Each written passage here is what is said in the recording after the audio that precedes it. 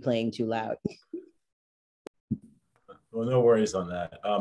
If you want to, I have two pairs. I bought Bose. They're very good. They're probably about 150, but they're worth it because I get ones that don't fall out my ears when I run or exercise. And then the best ones that are better than these, which I have two pairs because my the lovely women in my life have taken them, are my Bose. And they stick in like this. And those are like, I use them on the plane. It's just like. Oh, my daughter took mine. I had a pair. The ones that hold behind your neck. Yeah. I think but mine is stick in the curve. And it's just like. Oh, I haven't tried those yet. I'll take a look-see. Yeah, I do like I'm actually old school. I like the cord. I don't have a problem with the cord. I just don't break on me. Just survive. I'm gonna pay $100 for you. Last longer than a month. Don't break me down. Hey, Mayor, how are you? Can you hear me? I can hear you fine, Chief. Good evening. How are you? I'm doing well. I have the cords as well, just more reliable. Yeah, you gotta. Hey, all good. I have no stock in any of these two companies, so I'm. I hear you 100%. Yeah, I've had the Apple ones that come with the phones and other. I can't use them; they fall out of my big ears. I've had them fall out by running, and literally had one pair fell out a couple years ago, running from my house to like Brookside, South Mountain, and me and the guy I was running with, we actually backtracked and couldn't find him, like up Wyoming, and so we ended up doing like 7 miles instead of 5 looking for these things because they were expensive. And it turned out it had fallen out of my ear and it was cold, so it ended up like somewhere in some of my layers. I was so happy that I didn't even care that we ran extra miles. Oh man. Jerry or Bailey, if you can you allow Officer Lewin in and Sergeant Reeves when you have time? Yes, I can move them over now.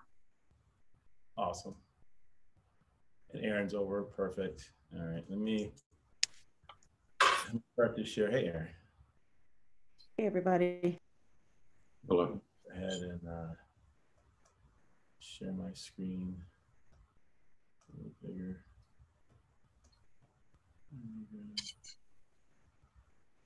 And here we go. Let's do this. I have you all in. Let's do it like that. No, I don't want to do it too big. Just widen a little bit. Chief Alvarez just sent me a message. He's having trouble getting it in his work email, so I'm just going to send him a new link and then he should be on. Okay, we'll give him a minute or two. I know Dean is en route from Trenton and said he might be +5 to 6 minutes. So we'll give him a second. All right.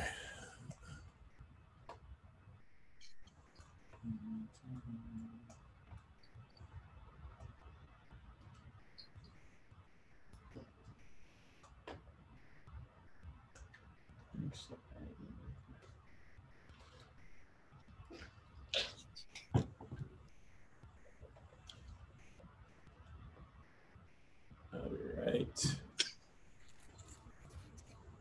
Right back. Hey, buddy. You want to go in another room or you guys can't hear me? You sure? What do you want to do, buddy? You want to go by the front away from mommy? No, still do that? Okay. All right, you go lie down. All right. You have your water? Good boy. Ms. Kripe, we haven't had the opportunity to formally meet. Anytime that you have time, obviously, let me know. I will. Actually, we have met. I was at Seth Boyden for many years, and we always actually, I meant since you became. Actually, I meant since we haven't actually spoke since you made the appointment to the township committee. So. Yeah, I know that. Yeah. But I know I've been over there a bunch. Yes. Yes. So yeah, let's have coffee. Absolutely. Awesome. Hey, oh, sorry. Hey, Byron. Hey, Byron. Hey, Mr. McGee. How are you? Good to see you, Byron. Doing good. How are you? Jerry, how you doing? Good night. Good. Thank you, man. How are you? Always doing good. Trying. Chief, you almost got the same walls like in my house. Like green there. All right, let's go get started. I know Dean is en route and he can join us in the interest of everyone's time. Nice haircut, Chief Alvarez. Thank you, sir. Thank you very much. Awesome. All right. Pursuant to Section 5, Chapter 231, Public Laws of 1975, this is a state for the record adequate. Notice of this meeting has been provided to the public by posting, maintaining the annual notice of regular meetings on the bulletin board of the municipal building, by mailing annual notice of regular meetings for 2022 to the News Record and Star Ledger December 2021, and by filing notice in the office of the township clerk. Chief Duvall is here. Chief Alvarez is here. Ms. Kripe is here. And our Community Board and Police Representative, Ms. Scherzer, is here. And Mr. Daffis is en route, and I am here as your chair. So with that, I'm sharing my agenda. We'll first hear, in opening, we'll hear from our police chief. First, we'll hear from our Ms. Scherzer, our Community Board and Police Representative. We'll get a report on the committee's activities. Then we'll have a conversation about recent crime, as well as the January 2022 UCR report from Chief Duvall.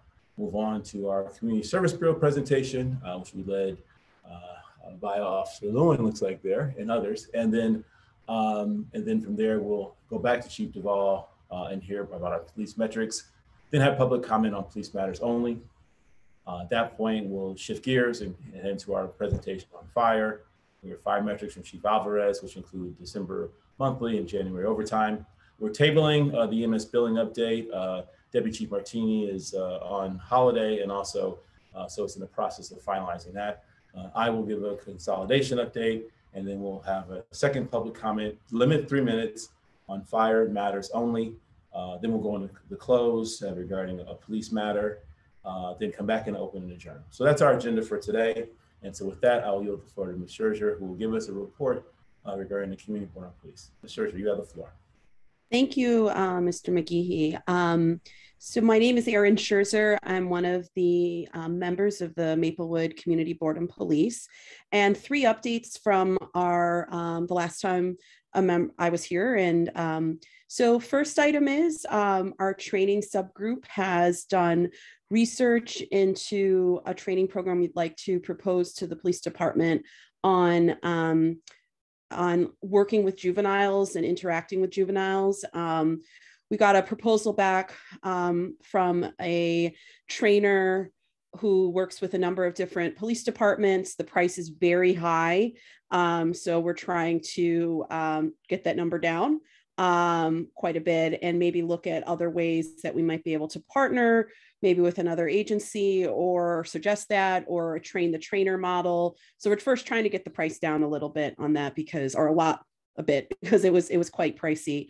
The second item that came up at our last police board meeting, which was last Wednesday, and has been coming up at a number of meetings, is on the scanner, which then led into a larger conversation about communication when major crime happens. And I know that's an ongoing conversation, but I just wanted you all to know that we very much want to be part of that conversation, just to be able to balance the need to inform the community while also not creating additional burdens, to be able to get that information out there. And the other big update from us is we actually have 1 open seat. And so the township will be accepting applications to interview a new candidate to join the board until, I believe, mid-March, right, Frank? I think that's the date we set. And so we're really looking for someone. It's really a working committee, someone who wants to do the research, wants to engage in meetings, and really dive deep on topics. And last bit is we'll be doing our annual report to the township in March at, I believe, the second township meeting in March. So we're very excited to be able to present to the community. Thank you, Ms. Scherzer. Does anyone have any questions for Ms. Scherzer?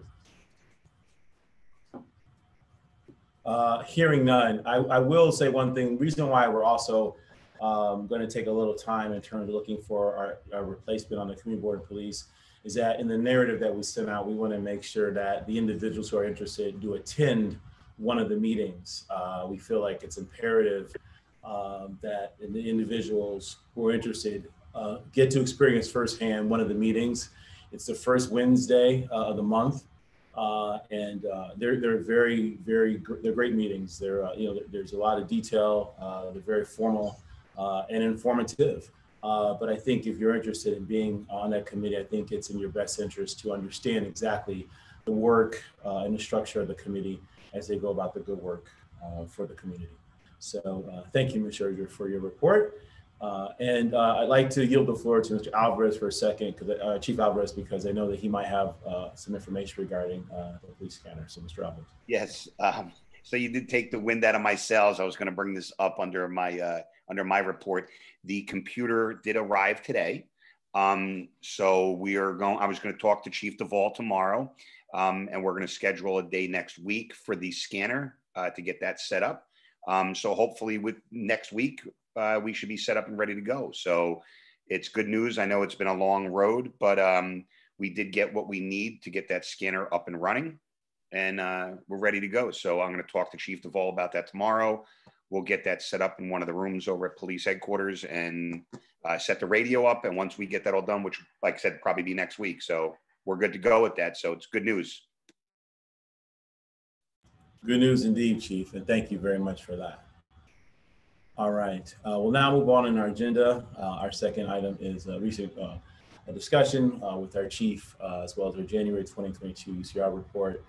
Just really about, lately there's been a couple of incidents in our community, crime situations. I just wanted to, open the floor to the chief to kind of give us a little bit of he's put out a press release, but obviously just a summation of things that are happening for edification of the public. So Chief, I'm going to yield the floor to you, and thank you so much. Okay, thank you. I'm going to begin with the December crime report because it kind of goes right into January. We had 11 auto thefts. All 11 of the auto thefts for December had the keys in them and/or were running. Theft from vehicles and theft of packages is not unusual for the month of December, given the holidays and such. So that was up considerably. I'm sure Officer Loom will talk more about protecting your valuables in a few minutes. We had one domestic violence arrest involving aggravated assault, and we had a robbery on Midland Boulevard in the mid-afternoon. In this case, this is December.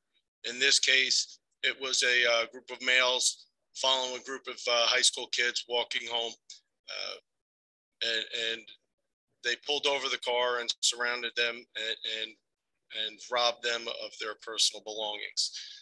Where that's very similar, but different in many ways to our incidents in January, Mayor. They still have the same MO in the sense that if it's a overwhelming number of people, overwhelming an individual or individuals, and all wearing masks. So in January, it was probably the 22nd, I believe. So a few weeks ago now, we had a group of individuals targeting women who were walking alone. They were in a vehicle. They would jump out of the vehicle, threaten the individual with the handgun, and steal their purse. In these cases, we quickly realized we quickly realized the pattern, Mayor, which was that they were close to our border. So by the time that we got there, they were out of town, and they were at the same time, Mr. McGehee, they were committing robberies in other agencies, such as Irvington and Newark. So at this point, we had our detectives first just try to identify the vehicle, because that's the most important at this point. All the individuals were wearing masks, so it would be very difficult for an identification from a victim or a witness because they're wearing masks. So our detectives focused on identifying the vehicle, which we did. We identified it as a stolen vehicle. We got that information from one of our plate readers. What we did from then, Mayor, is enter the plate number into a software program that we utilize called Vigilant. And we tracked that vehicle, its movement, and it's not live tracking. I wish it was, but we tracked that vehicle until 3 o'clock in the morning, where it seemed to be fixed and stopped. And Maplewood police officers and detectives and Newark recovered the vehicle in Newark, and we brought the vehicle back to police headquarters, to our garage, where we processed it for DNA and for fingerprints. Since then, we have increased and changed our patrol strategies, given the information that we know about these events, and that where we had unfortunately 3 victims, there was a whole lot more in other neighboring agencies. So we were able to get some information that would help, one, to locate them, or try to, of course, and to better protect our town. Since then, we have coordinated with Irvington, Newark, and South Orange. It should be noted that at the time of our incidents, there was 2 other vehicles. They didn't come into Maplewood. Actually, they did come into Maplewood, but the robbery had occurred in Irvington, and the victim in that case lived in Maplewood. So we have more than enough incentive to work with our neighboring police departments to try to not only try to be a presence in the area and deter crime, but try to identify these individuals. I can tell you that the investigation is still active. I can tell you that we are working with Irvington Police. The incidents that we're discussing have not stopped. We have not had any incidents in Maplewood, knock on wood, but the incidents with similar descriptions have not stopped, and they're as active as today. We have assigned plainclothes units to work along with Irvington to try to, like I said before, deter the crime and try to capture these individuals. Like I said, keep in mind, these individuals did have masks, so it is going to be very difficult. Chief, thank you for that that report. I appreciate it. I had some questions for you, but as you were going through your narrative, you were answering my questions, inclusive of saying working with our fellow municipalities on our borders, as this is something that I'll say is, county or multi municipal wide versus just isolated to Maplewood. So, so thank you for that. And also the fact that, you know, once the incident happens, it doesn't begin and end on that day, that the work continues by you and Sergeant Reeves and as well as, you know, Officer Lewin to get, you know, to work and collaborate and obviously, you know, you have information. So, you know, let's just say that information is useful moving forward. And I think that's enough for people can connect dots on that. Mr. McGehee, I wish that that we were operating such as a not necessarily a movie, but, you know, these things do not solve themselves in an hour, in 2 hours. It takes the time that it does, but we are diligent and we will stick on it for as long as it takes. I appreciate that, Chief. And I know firsthand from some of the very unfortunate and very public incidents that we've dealt with in the last couple of years, that when those incidents have occurred, you know, in the past, that, you know, it was weeks and even, you know, later that we were able to find the actors. And and move forward with justice. So thank you for that. I would like to yield the floor to my colleagues, Ms. Kripe and Mayor Daffis, if they have any questions for you, Chief. Ms. Kripe.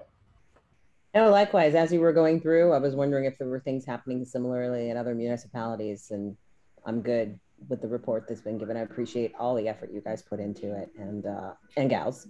And thank you for always doing your best for us. Thank you. Thanks, Ms. Kripe. Mayor Daffis, and welcome. Thank you. I've been listening. So, Chief, are there any advice or directives you want to share with residents in terms of, being on the lookout for anything in particular, or being mindful of something, in light of the fact that, like you said, knock on wood, we have not had a repeat incident in Maplewood. They have carried on in our sister towns. But that may happen again. They may come back in Maplewood since they haven't been identified yet or arrested. Is there anything that our residents should be doing that we all could be doing together to help you and support you and your efforts in this?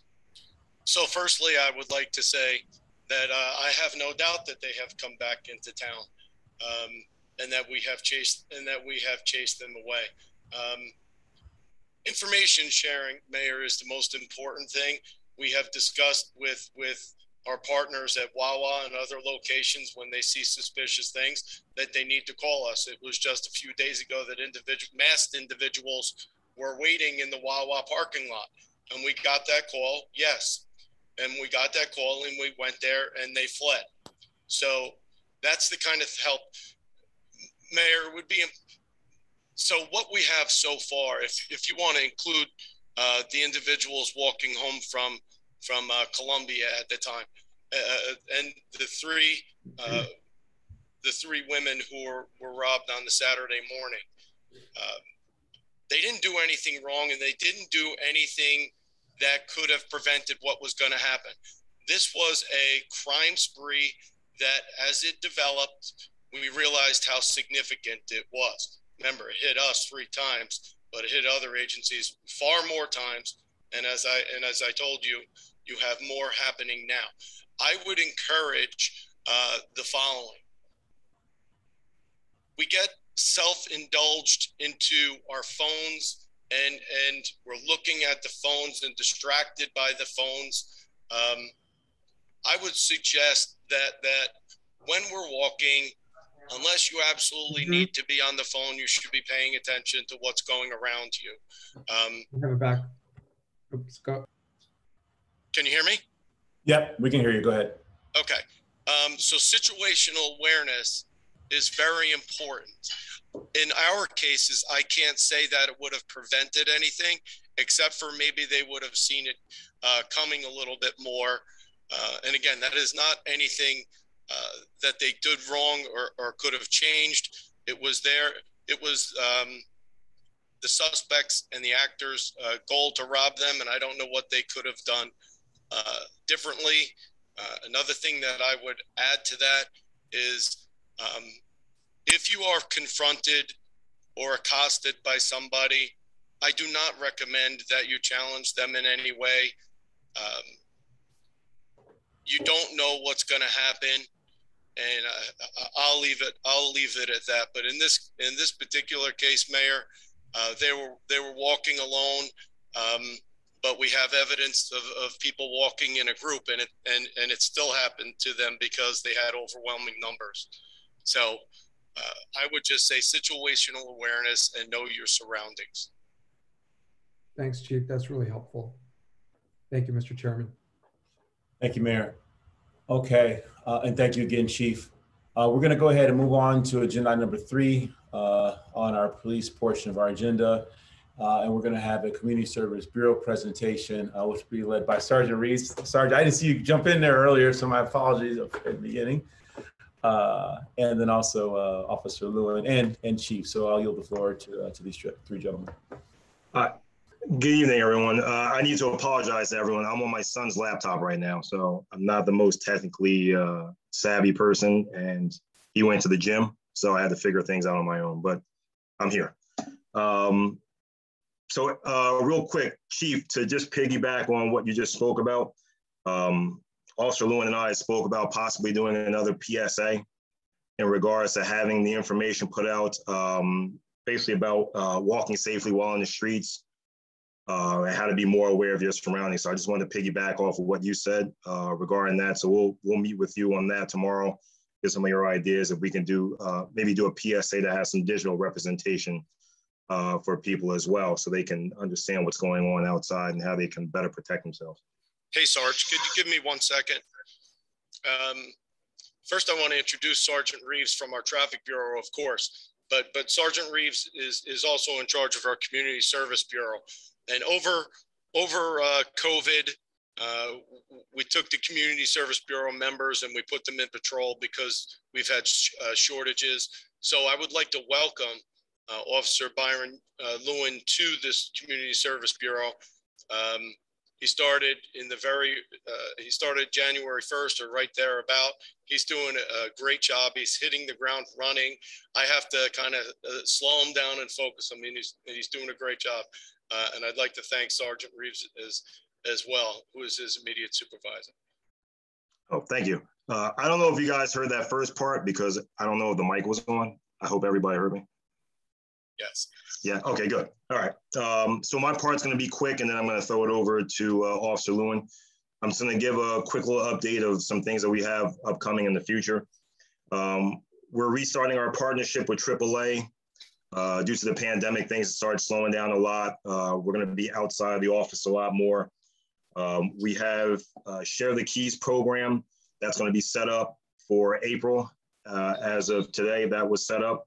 And Share the Keys program deals with high school students that are going to prom, because we know prom will be coming this year, and the children that will be driving, how they can be safe. We don't want to have any issues with DUIs and things of that nature. So that program will focus on that. In mid-March, we're looking at having Coffee with a Cop. That's going to be at Starbucks, and we're looking to outsource that to other restaurants in the town as well, to do things like that. That way we can just meet with the public, see if there's any issues that we can try to kind of solve with boots on the ground, things of that nature. Let's see. Also in June, we're looking to do Car Fit, and that's going to be for seniors. That again is with AAA. We did that before at D Hart Park about 2 years ago, prior to the pandemic. That was a fun event. All the seniors came out for that, and AAA goes to their car, helps them become more aware of what they need to do to drive safely. We're also planning on sending Officer Lewin and myself down to the Special Olympics for Essex County. We've partnered with them before. Chief and I, we spoke about that today. I reached out to them today. I'm waiting to get a call back, but if we can rebuild that partnership, that would be great. And also with the PSA, the plan is to have that set out to people in different languages as well. So we have officers that are bilingual. So we're going to do a multitude of different PSAs. That way it can reach more people, visitors that come into town, people that live in here that English may not be their primary language, and things of that nature. And that is what we have coming on the upcoming next couple of months. And I will turn it over now to Officer Lewin, and he will speak about everything that we just did recently. Hello, Officer Byron Lewin. As the chief said, in December, we had a few vehicles that were stolen. Everything that was stolen had keys in it. And the PSA that we recently did if you have gone around to your local convenience store or Wawa or 7-Eleven, you'll see the posters that are now on the back screen that are just giving you a gentle reminder that, obviously we know that Maplewood's a great town. It's very safe, but we do need those gentle reminders sometimes to say, take your keys inside, lock your doors. And that was the main purpose of that poster that we put up around the town. We recently even started doing our Cub Scout tours that occurred this Sunday. So we had eight children at the department doing a Cub Scout tour. They're so super excited to get back into the role of things, because I know this pandemic has been hard on me, because that's one of my things that I love to do is, you know, have the kids come in and stuff like that. But obviously we have to do it in a safe manner. And, you know, just having people around is a great thing. So we've recently done that. We also done a presentation at Winchester Garden about scamming. I don't know if you guys know, but scamming takes millions of dollars every single year. And we thought it was very important because our senior citizen community has gotten hit in the last year. So we wanted to go there and make sure that they had the information that they needed to contact, you know, different fraud departments and stuff like that. And just what to do when they're contacted by certain scammers and things out there, because our senior citizen community are very trusting of people. So when they call and they say certain things, they take it as a fact.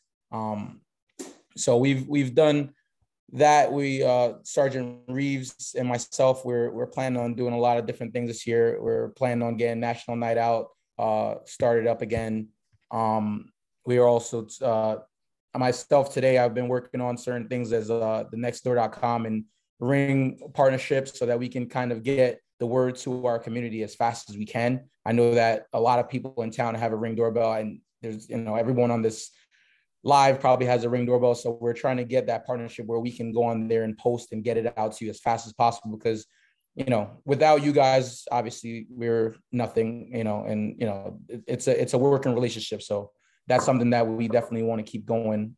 Just like even the Blue Angel program, and just really, you know, bridge that gap between the police department and the community. So that's my goal. That's my job. That's what the chief has set out for me, and to try to make sure Maplewood, you know, continue to be prosperous in the future. Officer Lewin, you forgot to mention you're working with our businesses to assist them with shoplifting and crime prevention tips and strategies. Yes, that's very true as well. I've met with most of our big box, not even big box stores, but our CVSs, our local convenience stores, just to give them tips on safety. Most of our stores in town are actually transitioning from, you know, locked doors, I guess the cages, you would say, for their more expensive items up at the front of each establishment. So we've met and created that relationship where they have my personal number, so we can go out there and be more visible inside the stores at times, and get them to be as comfortable with us as we are with them. And that's, you know, we're trying to just establish that relationship. That's excellent, Officer Lewin. Relationships in any part of any facet make or break a lot of things, and that's really great to hear. I also just want to recognize you, as well as Sergeant Reeves, for all your work that you've done, not just on these events and these issues, but throughout the years, you know, with our pedestrian safety, you know, traffic calming initiatives, efforts to redesign and reimagine our drop-off and pickups, and all the work that has gone into that, which has really created some great efficiencies there as well. So the work continues, and I think the Bureau, Community Bureau, Pedestrians Bureau, you know, has done a great job. So thank you both, and thank you, sir. I'd like to yield the floor again to Ms. Cripe and Mayor Daffis for any questions they may have. Ms. Cripe.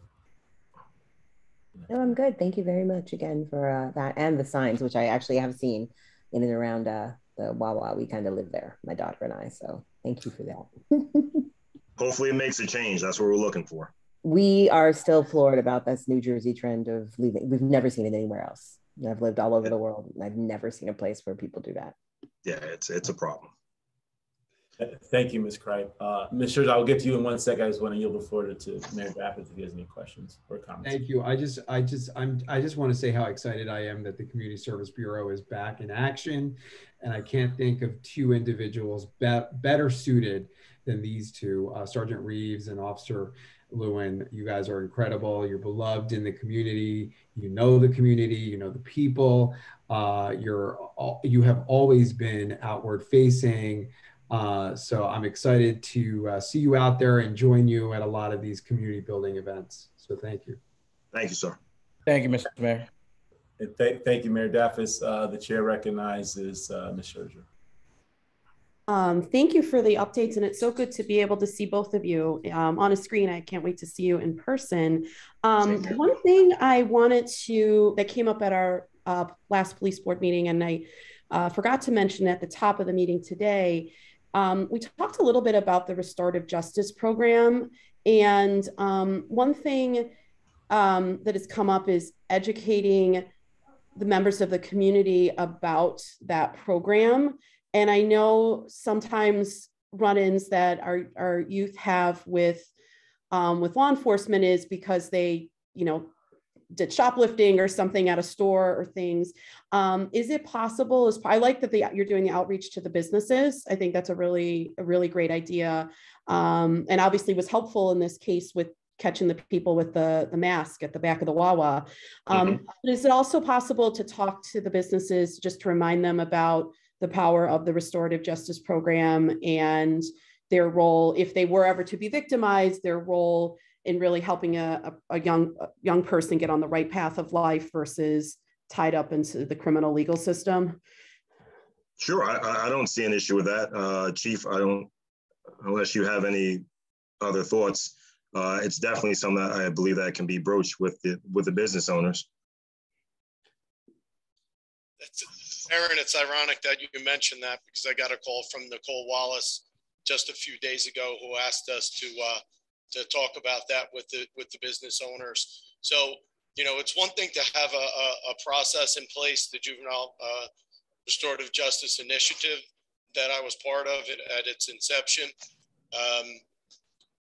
But now it's about rolling it out and making people understand, especially being part of a community. And that will be something that we're going to partner with Nicole Wallace of the Springfield Avenue Partnership and whoever else needs to be involved. Yes, absolutely.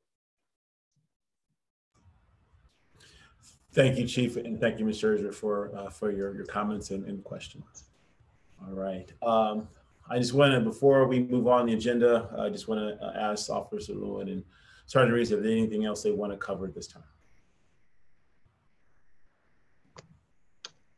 No, sir. I'm good. Thank you very much. All right. Byron, you have anything? No, I'm good. If you guys know me, I'm a big talker when I'm in person, but over the internet, I can't get the hang of it. I just can't. Thank you guys. I hope to see all you guys out there. You are a little nervous tonight. I noticed that, Mr. In person, I'm not ever, but things like this, I can't get the hang of it. I don't know. Another reason to get out of the virtual world, indeed. So, but thank you, Officer Lewin, and thank you, Sergeant Reeves. And unless the Chief tells you otherwise, I think you gentlemen are free to continue your evening. Actually, Mr. Chairman, may I suggest that both of these fine gentlemen continue joining us for the public comment portion of the police section of tonight's meeting, because we're going to hear from members of the public about the intersections at and around Seth Boyden and how difficult and challenging those crossings are. And I think you two could be really helpful in that conversation, if you don't mind. That's a fair point. Yeah, that's a fair point, Mayor. We'll definitely. Yeah, so gentlemen, you're not free to go, as I initially communicated. You're being held without bond for the next, or bail for the next few minutes here for sure. So very well, no problem. All right. Not a problem. Moving on to our next agenda item is police metrics. Chief, I know you started to discuss some of the UCR report. Would you like to go ahead and cover any more on the monthly and also OT? Sure. Okay, I'll round out with the monthly that we were up in thefts and auto thefts, but we were still down for the month by 10. I should say for the year by over 10%. So that was good hard work done by our entire team, by all of our officers. I want to report that the Attorney General's initiative on pursuit and use of force, we continue to train in that. again, that's a 20-hour class that every officer has to go through, and it's really good. It's really informative. The AG made a lot of good changes to the policy and the directive. That's all I have on my monthly report. I'll move on to the overtime. So if you look at the overtime report, it may seem a little out of whack, where there's still many or most things down for the month. What I want you to notice first is the overall salaries, wages, and overtime. That's considerably up, and that is because January of 21 was 3 pay periods, and January of 22 was just 2. So you have an extra pay period in there, and that explains the big difference in that. I expect that to balance out for next month. I can tell you that the police department, just like the public and other sectors in the township, we were hit hard with Omicron. I can tell you that right now. Mm-hmm. And we are now normalizing. So that's what you're also looking when you see overtime increases. Okay, thank you, Chief. And yes, your report at the top, it notes the 2 and 3 pay periods. Hence, I had no questions about the Delta year over year, seeing that variance in terms of the numbers. That said, I'll yield the floor to my colleagues for any questions on the December monthly or OT. Seeing none from Ms. Kripe and Mayor Daffis, any questions for you, the Chief in that regard? Seeing a thumbs up, okay, we'll close any Q&A for the metrics. We're now on to agenda item number 5, which is public comments, police matters only, limited to 3 minutes. If anyone in the public would like to address our police department, I see a hand has already gone up. I will bring you over to a panelist and give you 3 minutes. And so thank you, Bailey. Looks like we have Ms. Murphy here. Ms. Murphy, can you put on your camera and state your address, please? Thank you. Hello. Hi, can you see me? Yes. Okay, I can't see myself, I can see you. Yeah. Thank you so much for having me. My name is Allison Murphy. I am a resident of South Orange at, do you want the whole address? 174 Kilburn Place. I am a Seth Boyden parent and also a member of the PTA Executive Board. There are, I believe, several of us here tonight to talk about our concerns about recent really scary near misses that happened around Seth Boyden. I know many of us were on a call this morning at 8 a.m. discussing the same issues as part of the Engineering and Public Works Subcommittee. For whatever reason, there has been an uptick in these sort of scary incidents recently. We have students crossing at 2 very tricky intersections.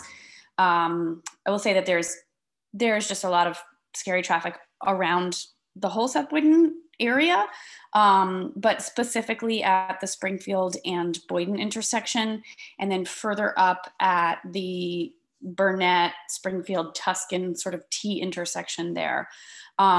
We had a student who was almost hit by a car, and our beloved crossing guard was also almost hit in the incident, and she has actually been hit by a car in the past, and I think it was a very, heard from other families that it was a very traumatic experience for her. She is taking some much needed time off. I think there's 2 sort of, 2 needs that we have. Short term is we really need help from the Maplewood Police Department to have help with directing traffic and especially helping the kids cross the street safely. That intersection right by the Walgreens is basically in the front yard of the police department.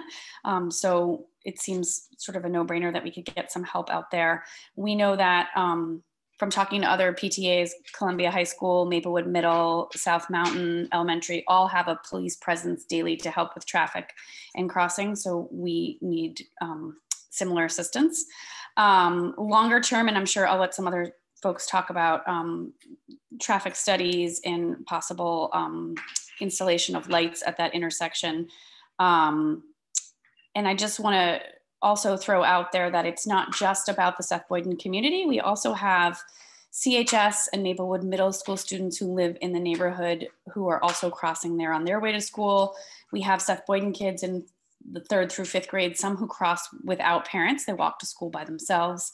We have residents who live in the area, and as Springfield businesses thrive, we have patrons crossing there. So this really is a safety issue for the whole town.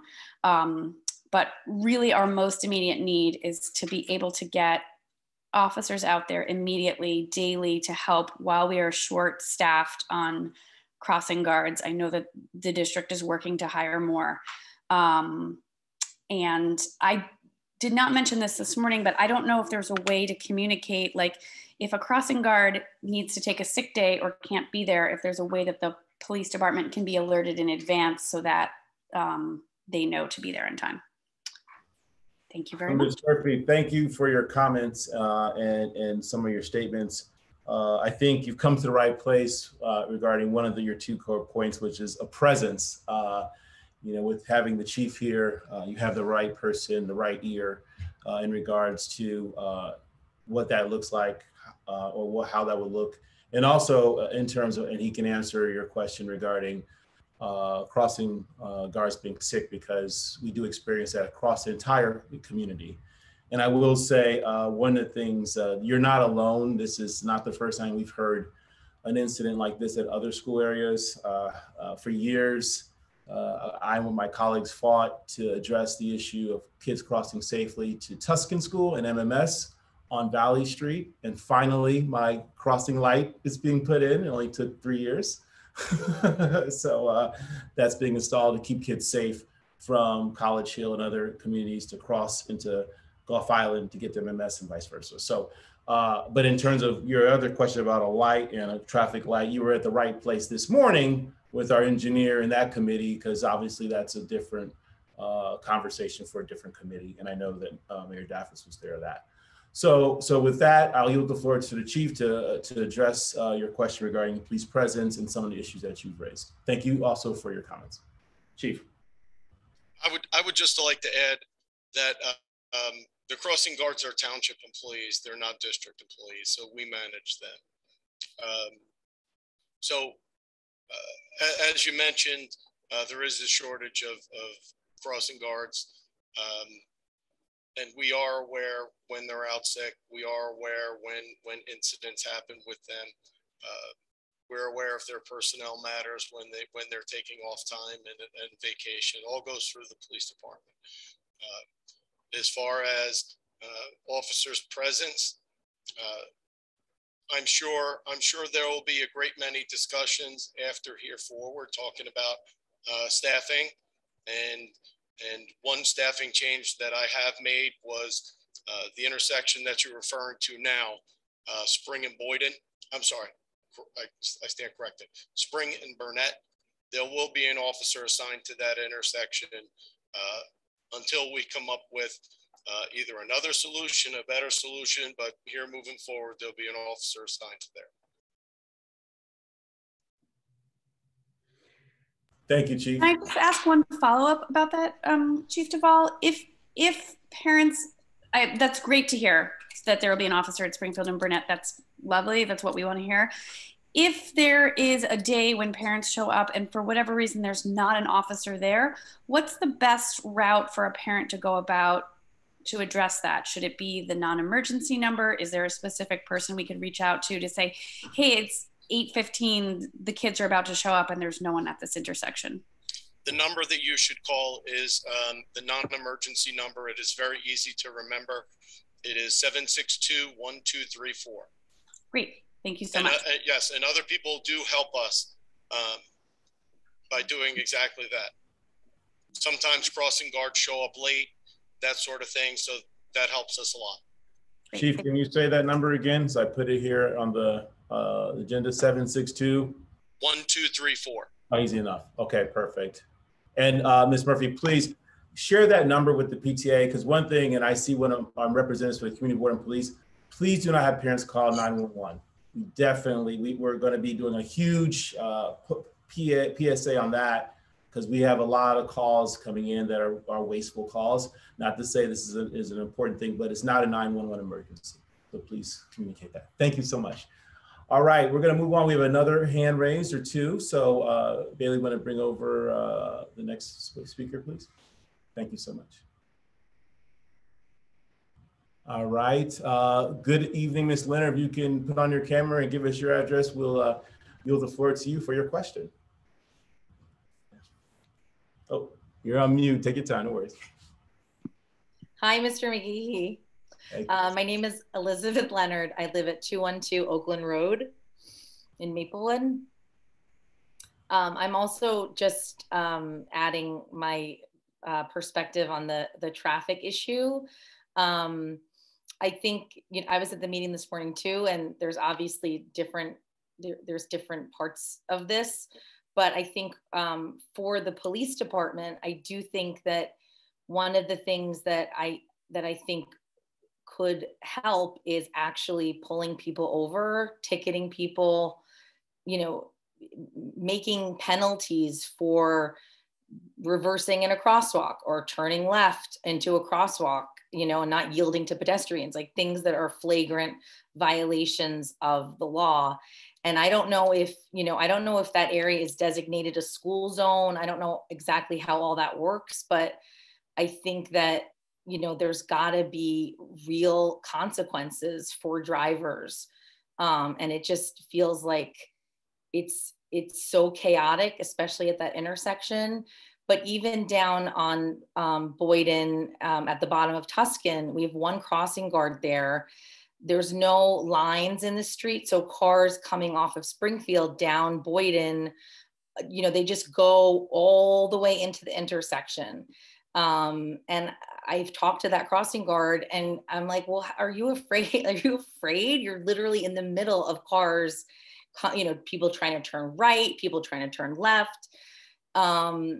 And so there's obviously traffic calming measures that need to be done and lights and all those kinds of things. But I think police enforcement would go a long way to helping to deter people from just doing whatever they want. Thank you, Ms. Leonard. Chief?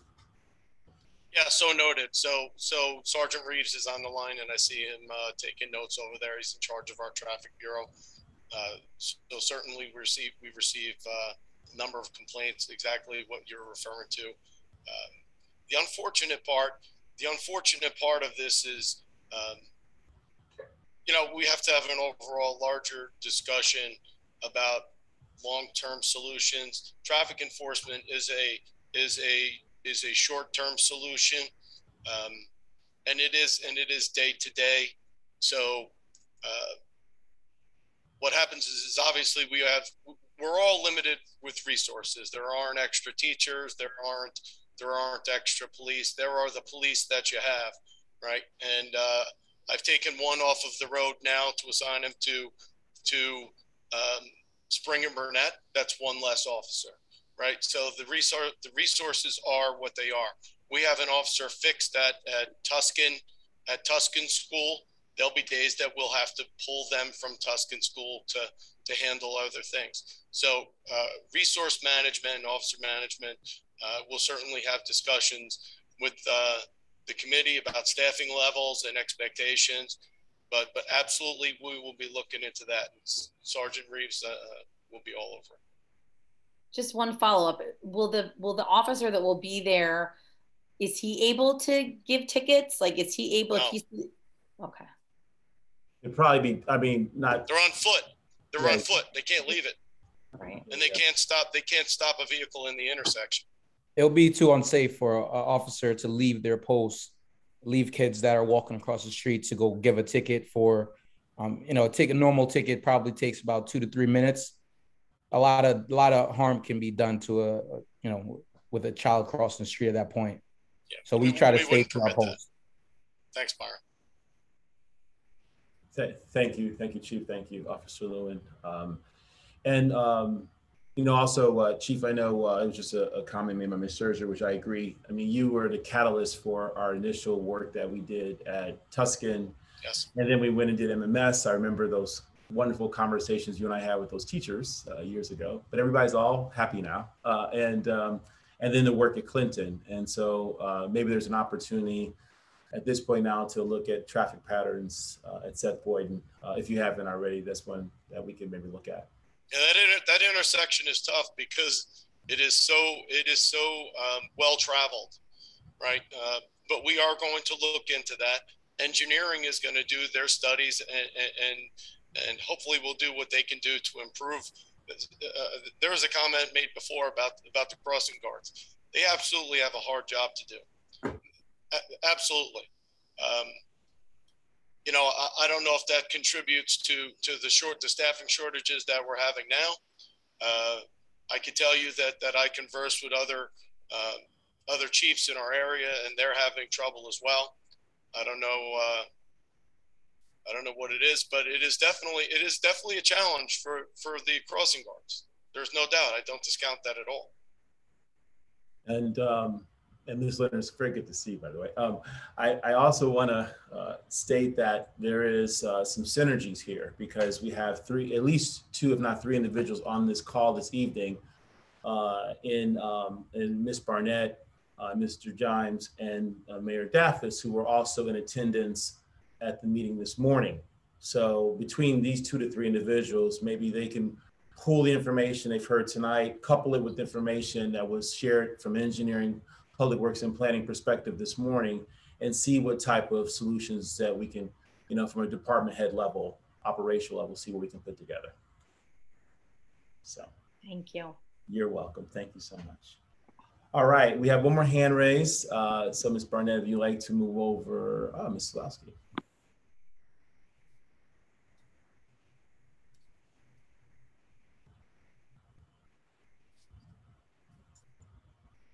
Good evening. Good evening. First, given everything everybody else has brought up, I point out there was a traffic study at that location. It is an extremely dangerous spot, very difficult to maneuver, whether on foot or in a car. It has been for years.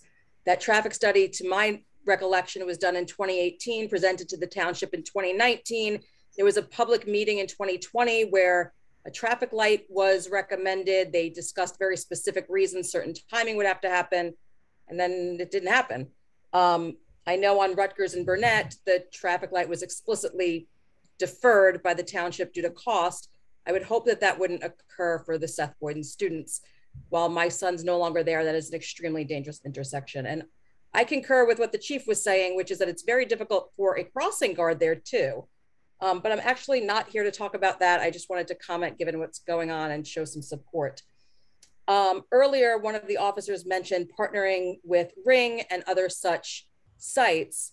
My neighbor asked me to make a comment tonight about Nixle, and I think that this is exactly what we're talking about. You want to get the word out fast. We agree, and you already have those tools. You have Nixle alerts. We're asking, we're begging that you use them when we need to know emergently to behave differently to protect ourselves. We live nearby several serious violent incidents that have occurred in the past few months. Our neighborhood is asking you to alert us when you know that there's a pattern occurring.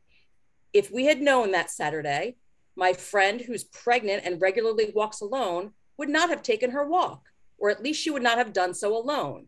There are things we can do to modify our behavior, even when I agree the victims did absolutely nothing wrong. So sharing that information with us as soon as possible would have been helpful, even if you had no additional details to tell us other than to be especially alert. I think transparency goes a long way.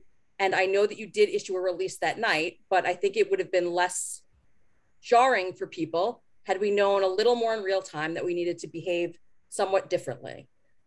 Separately, since you brought up Ring, I've been reporting since 12/31, not long after an incident occurred on my block, that I had video of the incident.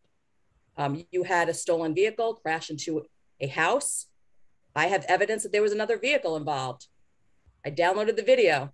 No one's ever contacted me about it, even though I told the entire township committee, even though that I know that that was forwarded to the chief. It's now been more than a month. It's now been more than a month. Most people's Rings have deleted, even if they have an account. When you pay for an account, it only saves for 30 days. Mine's still downloaded. You know how to contact me. You've done it for other things. I'm shocked that there's no follow-up of a stolen vehicle into a house. It's really disturbing. Separate and apart, it's really nice to hear that the scanner might actually go back online. We'll see. And when you're telling local businesses about the Juvenile Restorative Justice Initiative, I really hope you'll do a public campaign for the entire community. While I'm on the board, I'm shocked every time I talk about it, nobody knows anything about it. So I think it needs to be more than just telling, you know, the businesses. We need to tell our residents that this exists. And I'm really, really grateful that you shared tonight that those incidents are still occurring that occurred here a few weeks ago. I think that that's important information to share wider. Not too many people come to these meetings. Most people come here when they have one specific issue to raise. I think people need to know that those incidents are still occurring, because while you did alert us that night, people need to know this is not a one-time thing. And they really, the tips given tonight are really important. We are all in our phones. We need to remind people that this is not theoretical, that these things are still happening, and that this is important. So I think a lot of the work being done is really, really helpful. It just needs to be more visible. Thank you. Byron, there's your next PSA. Thank you. Sure, Chief, for sure. And we're gonna work to get the word out, especially with partnering with Ring and Nextdoor. We're gonna try to make sure that you guys get it up to date. You know, obviously there's certain things that we as a police department have to take in consideration and get approval and stuff like that. But we're gonna try to get it out because we do think it's important. And you know, the more eyes that we have on the road, the better. So I thank you for your comments. Thank you, Mr. Lasky, and thank you, Officer Lewin.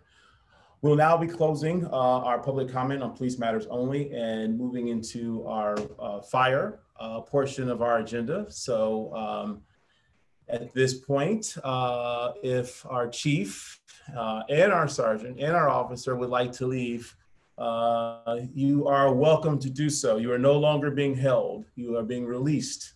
So going once, going twice, but thank you seriously, gentlemen, for your time and all your efforts. And as obviously the follow-up work with Mr. Jimes and or Ms. Burnett and Mr. Kittner and regarding these issues that were brought up. And then also the presence, which is something that falls in your jurisdiction, Chief, to address. We appreciate that. Thank you.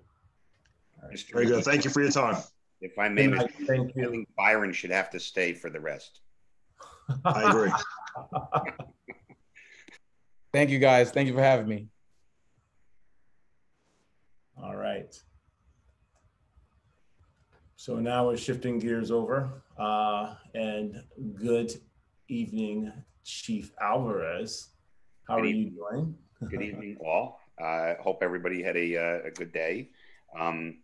And looking forward to Super Bowl Sunday. So with that being said, please, before I have my report, for people listening at home, please, you know, with the weekend coming up, I know people are going to be, you know, I'm sure doing cooking and, you know, type of parties. Just please cook responsibly, you know, and, you know, party responsibly over this coming weekend. So my December monthly report, we did over 300 responses for call to service. Out of that 300 plus calls, you know, 100 plus were for medical attention calls. 30 of them had to go outsourced for mutual aid, EMS, which was provided by South Orange Rescue.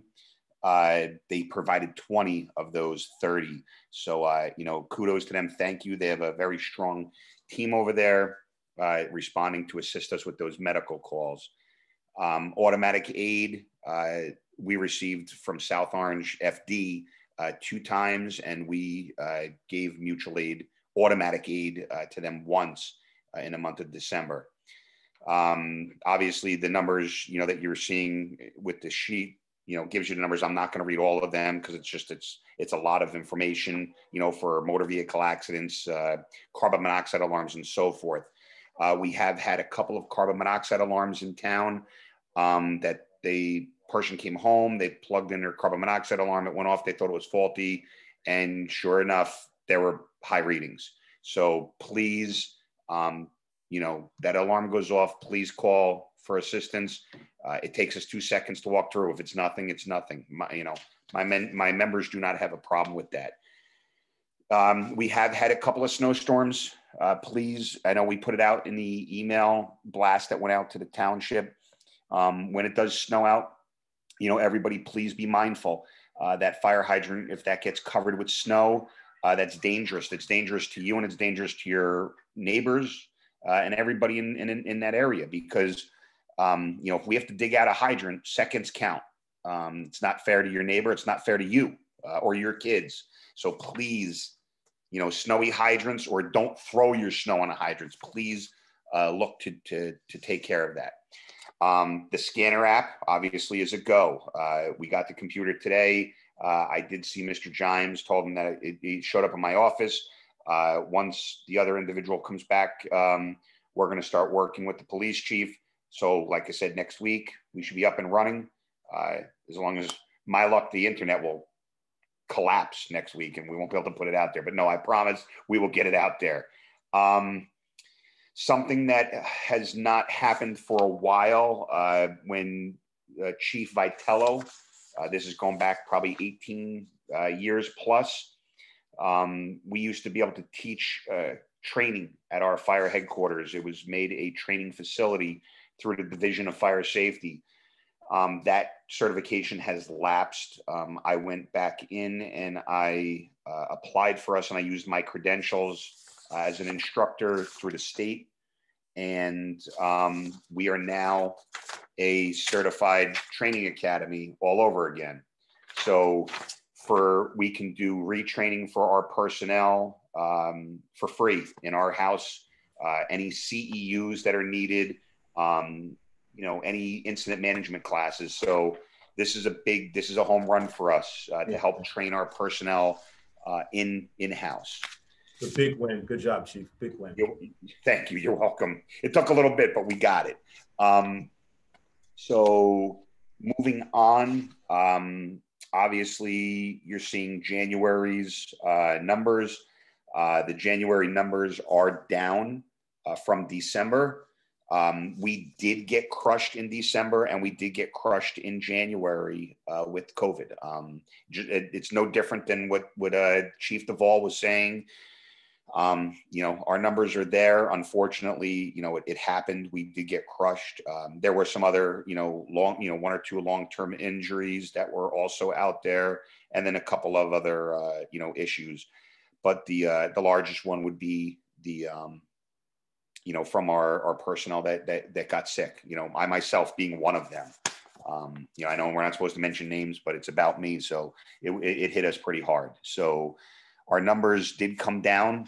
I mean, it's not as good as I wanted it to be, but it did come down from December. And also, if you noticed, I did. We got the graph that you wanted to see. We got rid of the squiggly lines. Oh, it's great, Chief. I appreciate it. Jermaine, I took care of you. Let me tell you right now. For the last 5 years, we've had some, no disrespect to previous chiefs and stuff, but this is much more palatable. I looked at a couple of them. I was like, woo. This one is much more palatable and shows the trend. And yeah, myself, I even looked at it, and when Mr. McGee brought it up last month, he asked, and I was like, yeah, and it was funny because I looked at Deputy Chief DeMartini, and the very next morning, I'm like, you got to get on that like right now. That's priority. Like I want this changed immediately. So, you know, himself and, you know, Deputy Chief Ariema and a couple others, you know, we went in there, you know, a couple firemen.